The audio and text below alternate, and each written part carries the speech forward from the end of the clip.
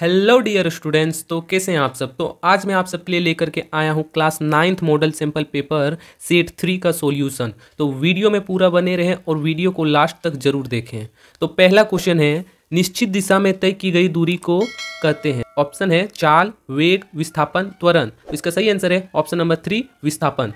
Question number 2 है, स्वचालित वाहनों में एक यंत्र लगा होता है जो उसके द्वारा तय की गई दूरी को प्रदर्शित करता है। इस यंत्र को कहते हैं, जो गाड़ी में यंत्र लगा रहता है जो दूरी को प्रदर्शित करता है उसको क्या कहते हैं। ऑप्शन है ओडोमीटर, ऑप्शन 2 है स्पीडोमीटर, ऑप्शन 3 है थर्मामीटर, ऑप्शन 4 है इनमें से कोई नहीं। तो जो गाड़ी में यंत्र लगा रहता है जो दूरी को प्रदर्शित करता है उसको क्या कहते हैं। Option number 1 odometer. Question number 3 है, वेग का एसआई मात्रक है। वेग का एसआई मात्रक ऑप्शन है मीटर पर सेकेंड स्क्वायर, ऑप्शन 2 है किलोमीटर पर हावर, ऑप्शन 3 है किलोमीटर पर सेकेंड, ऑप्शन 4 है मीटर पर सेकेंड। तो वेग का एसआई मात्रक है मीटर पर second, option number 4। Question number 4 है, निम्न में किन राशियों का एसआई मात्रक समान होता है। तो किन राशियों का एसआई मात्रक समान होता है। ऑप्शन है चाल और वेग का, ऑप्शन 2 है त्वरण और विस्थापन का, ऑप्शन 3 है बल और संवेग का, ऑप्शन 4 है इनमें से कोई नहीं। तो इनमें से किसका एसआई मात्रक समान होता है। तो चाल और वेग का, चाल और वेग का। चाल का भी एसआई मात्रक होता है मीटर पर सेकेंड और वेग का भी एसआई मात्रक मीटर पर सेकेंड होता है। क्वेश्चन नंबर 5 है, यदि पिंड का द्रव्यमान दोगुना कर दिया जाए और उसका वेग आधा हो जाए तो पिंड का रेखिक संवेग होगा। तो रेखिक संवेग क्या होगा। ऑप्शन है दोगुना हो जाएगा, वही रहेगा, आधा हो जाएगा, 4 गुना हो जाएगा। तो पिंड का रेखिक संवेग क्या हो जाएगा। ऑप्शन नंबर 2 वही रहेगा।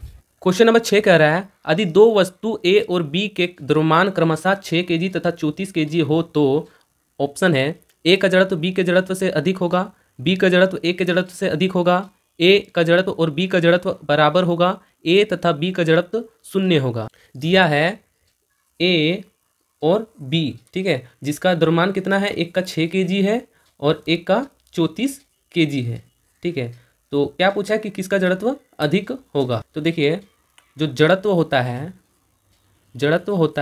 वो द्रव्यमान के समानुपाती होता है। जो जड़त्व होता है वह द्रव्यमान के समानुपाती होता है, ठीक है। तो जिसका जितना जड़त्व उतना द्रव्यमान। इसका आंसर क्या हो जाएगा। ऑप्शन नंबर 2 बी का जड़त्व ए के जड़त्व से अधिक होगा। क्वेश्चन नंबर 7 है, न्यूटन गति के किस नियम को जड़त्व का नियम भी कहा जाता है। ऑप्शन है न्यूटन का गति का प्रथम नियम, ऑप्शन 2 है न्यूटन का गति का दूसरा नियम, न्यूटन का गति का तीसरा नियम, संवेग के संरक्षण का नियम, ठीक है। तो गति के किस नियम को जड़त्व का नियम कहते हैं। तो न्यूटन के गति के प्रथम नियम को, ठीक है, जड़त्व का नियम भी कहते हैं। क्वेश्चन नंबर 8 है, रॉकेट किसके सिद्धांत पर कार्य करता है। जो रॉकेट होता है वो किसके सिद्धांत पर कार्य करता है। तो ऑप्शन है ऊर्जा का संरक्षण, ऑप्शन 2 है द्रव्यमान के संरक्षण, ऑप्शन 3 है संवेग के संरक्षण, ऑप्शन 4 है इनमें से कोई नहीं। तो ऑप्शन 3 संवेग के संरक्षण के सिद्धांत पर रॉकेट कार्य करता है। क्वेश्चन नंबर 9 है, 60 kg द्रव्यमान के किसी मनुष्य का भार चंद्रमा पर क्या होगा, ठीक है, जिसमें से जी दिया है 10 मीटर पर सेकेंड स्क्वायर। किसी मनुष्य का भार 60 kg दिया है तो चंद्रमा पर उसका भार क्या होगा। चंद्रमा पर जो जी होता है वो पृथ्वी के जी का 1/6 होता है, ठीक है। यानी कि जितना पृथ्वी पर होगा जी उसके चंद्रमा पर 1/6 होता है, ठीक है, ठीक है। यानी कि भार बराबर फॉर्मूला क्या होता है। भार बराबर होता है द्रव्यमान गुना त्वरण, यानी कि गुरुत्वीय त्वरण, ठीक है। द्रव्यमान गुना गुरुत्वीय त्वरण। तो भार बराबर क्या हो जाएगा। भार बराबर क्या हो जाएगा। द्रव्यमान कितना दिया है तो 60 kg दिया है, ठीक है, और गुरुत्वीय त्वरण यानी कि जी, ठीक है, g/6 हो जाएगा, ठीक है। और जी का मान कितना दिया है 10 मीटर पर सेकेंड स्क्वायर दिया है तो 60 × 10/6 हो जाएगा। इसको यहाँ काट देंगे, 6 × 6 दें 60, तो 10 दें 100, ठीक है, यानी कि 100 न्यूटन आंसर हो जाएगा।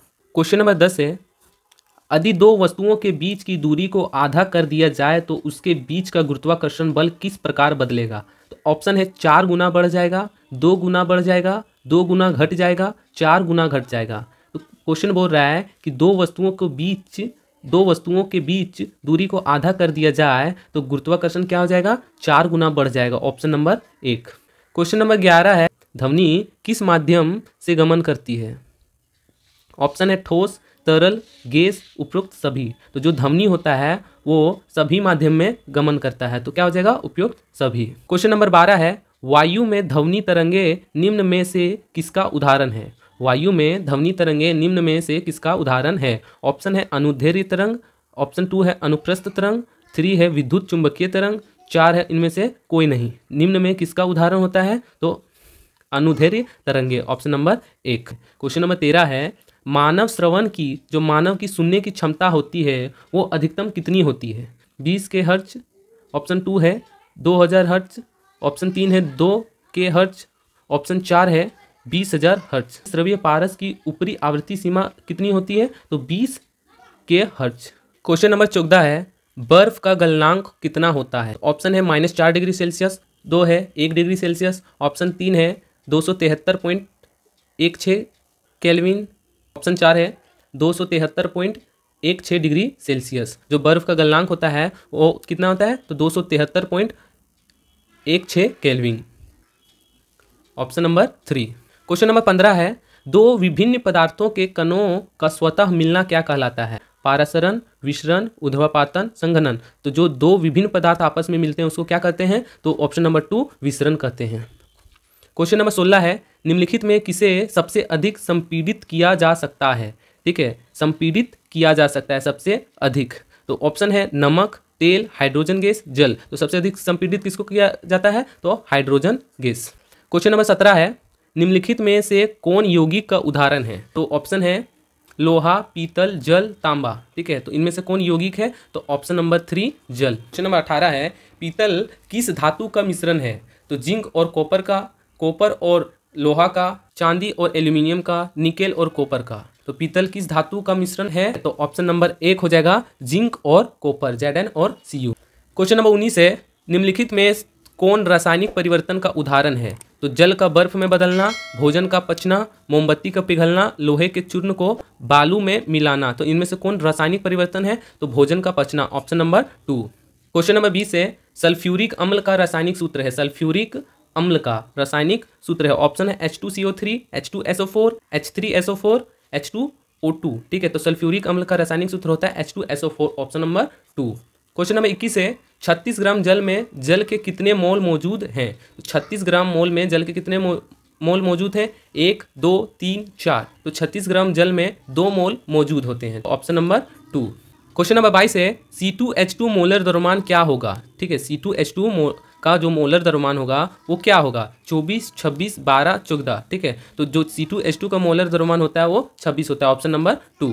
क्वेश्चन नंबर 23 है इलेक्ट्रॉन की खोज किसने की थी? इलेक्ट्रॉन की खोज किसने की थी? ऑप्शन है रदरफोर्ड, जे थॉमसन, ई गोल्डनस्टीन, जे चैडविक। जे थॉमसन ने क्या किया था? इलेक्ट्रॉन की खोज किया था, ऑप्शन नंबर 2। क्वेश्चन नंबर 24 है एक तत्व में 11 इलेक्ट्रॉन है तथा 12 न्यूट्रॉन है, तो उस तत्व का परमाणु संख्या क्या होगा? ऑप्शन है 11, ऑप्शन 2 है 12, ऑप्शन 3 है 13, ऑप्शन 4 है 23। तो परमाणु संख्या क्या होता है? परमाणु संख्या बराबर होता है प्रोटॉन की संख्या, और प्रोटॉन की संख्या बराबर क्या होता है? इलेक्ट्रॉन की संख्या। यानी कि जितना परमाणु संख्या होगा उतना प्रोटॉन की संख्या होगा, और जितना प्रोटॉन की संख्या होगा उतना इलेक्ट्रॉन की संख्या होगा। तो इलेक्ट्रॉन की संख्या दिया यहाँ 11 है, तो ऑप्शन नंबर 1 हो जाएगा 11। क्वेश्चन नंबर 25 है किसी तत्व के समान समस्थानिक में निम्नलिखित में से कौन और परमाणु का समान नहीं होगा? तो ऑप्शन है इलेक्ट्रॉन, प्रोटॉन, न्यूट्रॉन, इलेक्ट्रॉन तथा प्रोटॉन दोनों। ठीक है, तो इसका सही उत्तर हो जाएगा option number 3 neutron.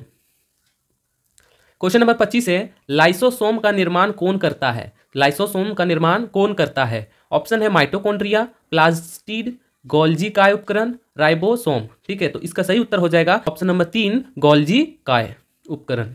Question number 27 है कोशिका झिल्ली के आर पार पदार्थ का आना जाना किस प्रक्रिया के द्वारा होता है? ऑप्शन है अवशोषण, विसरण, पारासरण, संवहन।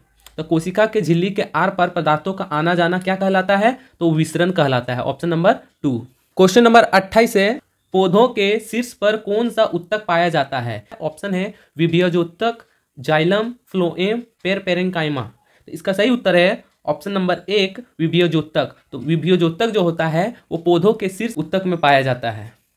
क्वेश्चन नंबर 29 में कौन एक कोशिक जीव का उदाहरण है? ऑप्शन है गेहूं, चिड़िया, अमीबा, प्याज। तो एक कोशिकीय जीव क्या है? तो amoeba.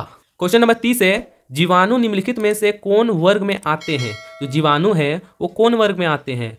Protista, Monera, Plantae, fungi. जो जीवाणु जो होते हैं वो मोनेरा वर्ग में आते हैं। Option number 2। क्वेश्चन नंबर 31 है, पादप वर्ग का उभयचर किसे कहते हैं? पादप वर्ग का उभयचर किसे कहते हैं? ऑप्शन है थैलोफाइटा, ब्रायोफाइटा, जिम्नोस्पर्म, एंजियोस्पर्म। तो पादप वर्ग का उभयचर किसे कहते हैं? तो बायोफाइटा को पादप वर्ग का उभयचर कहते हैं। क्वेश्चन नंबर 32 है, व्हेल निम्नलिखित में से किस वर्ग से संबंधित है? जो व्हेल मछली होता है वो किस वर्ग से संबंधित है? तो सरीसृप यानी कि सांप में, पक्षी में, स्तनपायी में, मत्स्य में। तो जो व्हेल होता है वो किस वर्ग में आता है? तो स्तनपायी में। Option number 3।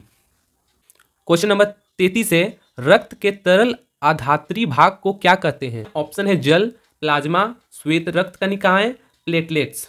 तो रक्त के तरल आधात्री भाग को क्या कहते हैं? ऑप्शन 2 प्लाज्मा कहते हैं। क्वेश्चन नंबर 34 है, जीवों के वर्गीकरण का सर्वाधिक मूलभूत लक्षण क्या हो सकता है? जो जीवों के वर्गीकरण का सर्वाधिक मूलभूत लक्षण क्या हो सकता है? ऑप्शन है उसका निवास स्थान, उसके पोषण की प्रक्रिया, उसका कोशिका संरचना, उसके जनन की प्रक्रिया। तो जीवों के जो वर्गीकरण का सर्वाधिक मूलभूत लक्षण क्या हो सकता है? तो उसका कोशिका संरक्षण। Option number 3।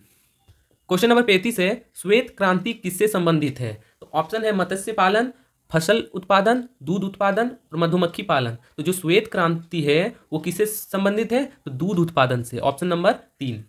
क्वेश्चन नंबर 36 है, निम्नलिखित में कौन रबी फसल का उदाहरण है? ऑप्शन है धान, मक्का, अरहर, चना। तो रबी फसल कौन है? तो चना।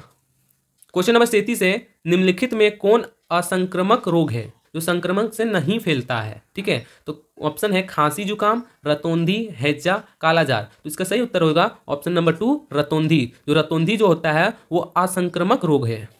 क्वेश्चन नंबर 38 है, निम्नलिखित में कौन दीर्घकालीन रोग का उदाहरण है? क्वेश्चन नंबर 38 है, निम्नलिखित में कौन दीर्घकालिक रोग का उदाहरण है? ऑप्शन है खांसी जुकाम, हैजा, टीबी, मधुमेह। जो कि दीर्घकालिक रोग का उदाहरण जो लंबे समय तक रहता है। इसका सही उत्तर हो जाएगा ऑप्शन नंबर 4 मधुमेह। क्वेश्चन नंबर 39 है, वैश्विक ऊष्मन के लिए कौन गैस उत्तरदायी है? जो वैश्विक ऊष्मन है उसके लिए कौन गैस उत्तरदायी है? तो carbon dioxide, carbon monoxide, nitrogen gas, ऑक्सीकरण। वैश्विक ऊष्मन के लिए कौन गैस उत्तरदायी है? तो कार्बन मोनोऑक्साइड। क्वेश्चन नंबर 40 है, जल प्रदूषण से निम्नलिखित में कौन सा प्रभाव नहीं होगा? तो जल प्रदूषण के कारण कौन सा प्रभाव नहीं होगा? तो ऑप्शन है जल के तापमान में परिवर्तन, ऑप्शन 2 हैजा, 3 जल में ऑक्सीजन की कमी, 4 फेफड़े संबंधित रोग। तो इसका सही उत्तर है फेफड़े संबंधित रोग जो है वो जल प्रदूषण के प्रभाव से नहीं होगा। वीडियो अच्छा लगा हो तो वीडियो को लाइक करें, चैनल को सब्सक्राइब करें और अपने फ्रेंड्स को शेयर जरूर करें। जय हिंद।